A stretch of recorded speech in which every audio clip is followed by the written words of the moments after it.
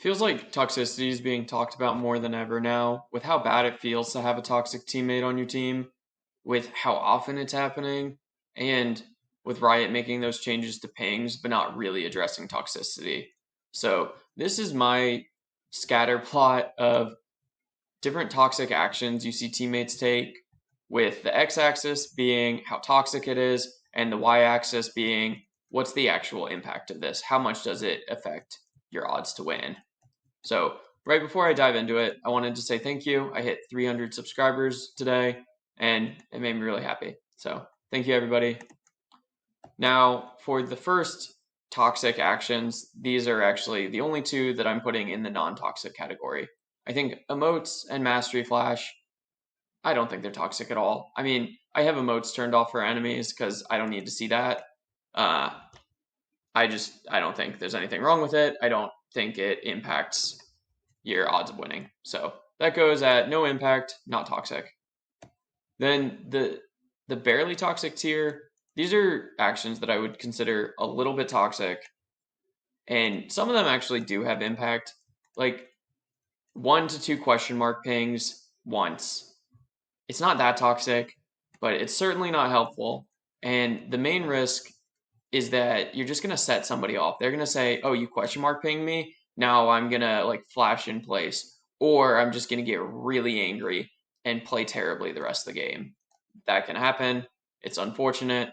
The 1 to 2 question mark pings themselves aren't that toxic, but it's not a helpful thing, and it can make your teammates play worse. So I put it barely toxic, and basically the exact same thing for like dropping a question mark in chat, or even a wow, or a dot dot dot, or a come on.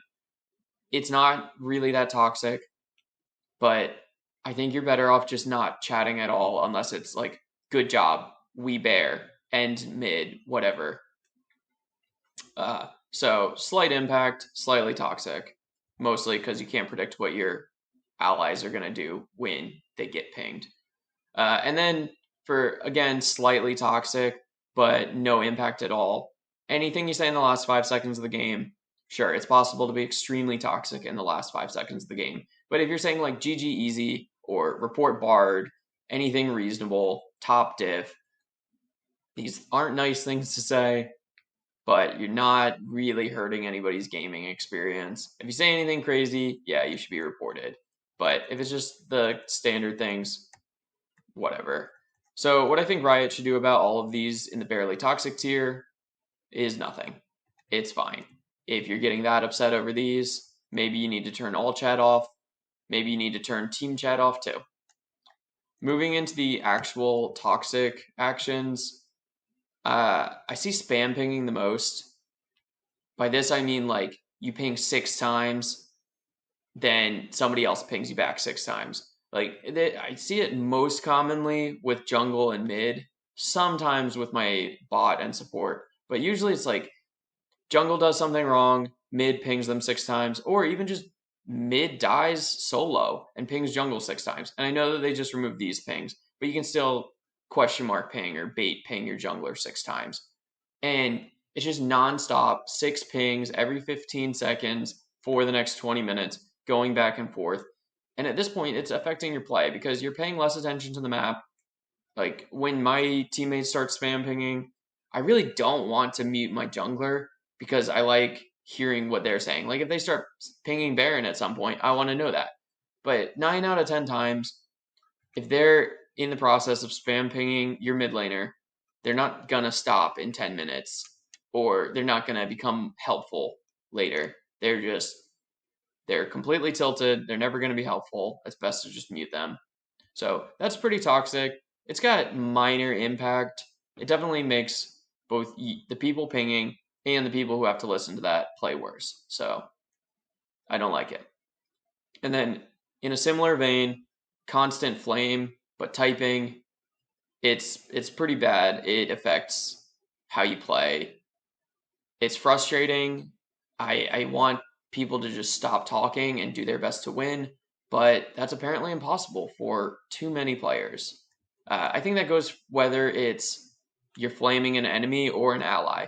Like, yeah, flaming an enemy might get them tilted as well, but they're probably already tilted if you're killing them, so just play. Like, drop one message if you really, really need to, and then go back to playing.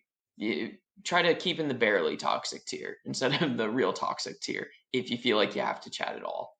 So that's got slightly more impact than the spam pinging, and it's definitely a little bit more toxic, especially because you can say much worse things in chat. So there's a range from saying like, please report my jungle, please report my jungle, don't forget to report my jungle like 10 times in the game. That's a little bit toxic.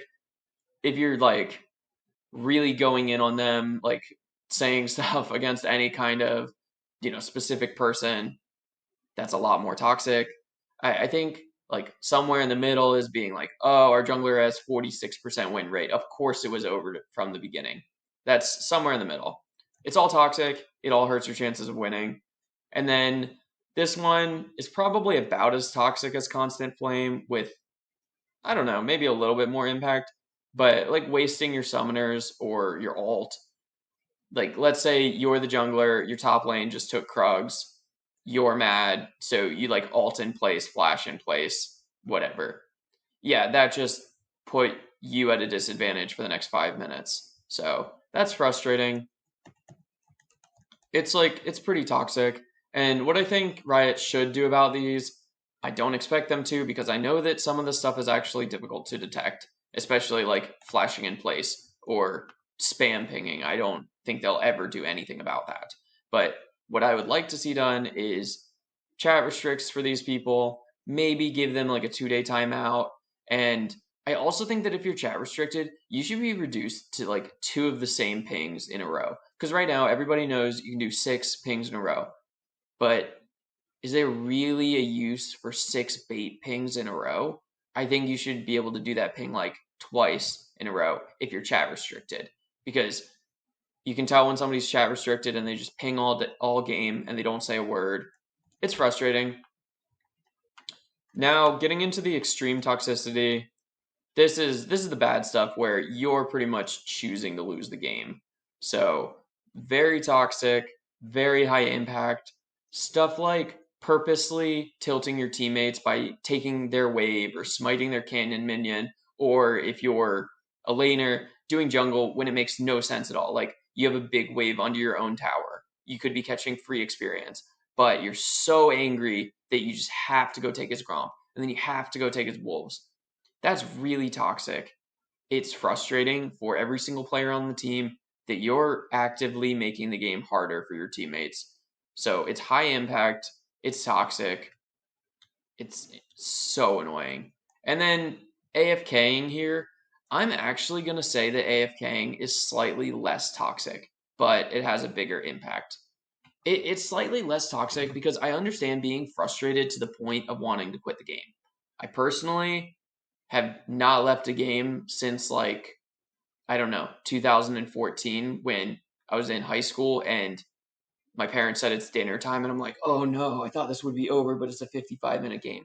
So I don't leave games, but I do understand why people do. Like if you're 0-8-0 and you're not winning and your team won't surrender, I understand it.